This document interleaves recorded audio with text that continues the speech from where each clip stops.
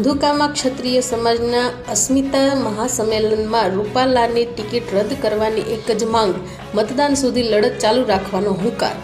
કેન્દ્રીય મંત્રી અને રાજકોટ લોકસભા બેઠક પરથી ભાજપ ઉમેદવાર પરસોત્તમ રૂપાલાની ટિકિટ રદ કરવાની માંગને લઈને ક્ષત્રિય સમાજનો રોષ ભભૂકી ઉઠ્યો છે.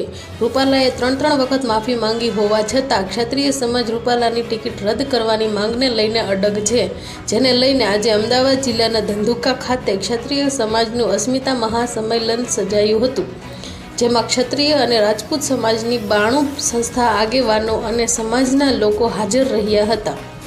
આ સંમેલનમાં આવેલ વઢવાણના રાજવી પરિવારના સુધીરસિંહ ઝાલાએ ક્ષત્રિયોના વિરોધને યોગ્ય ઠેરવતા જણાવ્યું કે રૂપાલાની ટિકિટ રદ થવી જ જોઈએ. આ સાથે જ તેમણે મતદાન સુધી આ લડત ચાલુ રાખવાનો હુંકાર કર્યો હતો.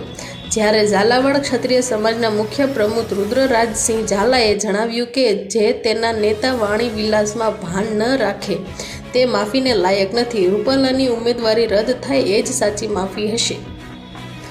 બીજી તરફ ક્ષત્રિય સમાજનો રોષ શાંત કરવા માટે ભાજપ દ્વારા પણ ડેમેજ કંટ્રોલ હાથ ધરવામાં આવ્યું છે. અગાઉ ગોંડલ ખાતે ભાજપના ક્ષત્રિય નેતાઓને બેઠક મળી હતી, જેમાં પરસોત્તમ રૂપાલાએ 2 હાથ જોડીને માફી માંગી હોવા છતાં ક્ષત્રિયોનો રોષ શમ્યો ન હતો. જેથી થોડા દિવસ પહેલાં જ અમદાવાદ ગોતા ખાતે ભાજપ અને રાજપૂત સમાજની સંકલન બેઠક મળી હતી.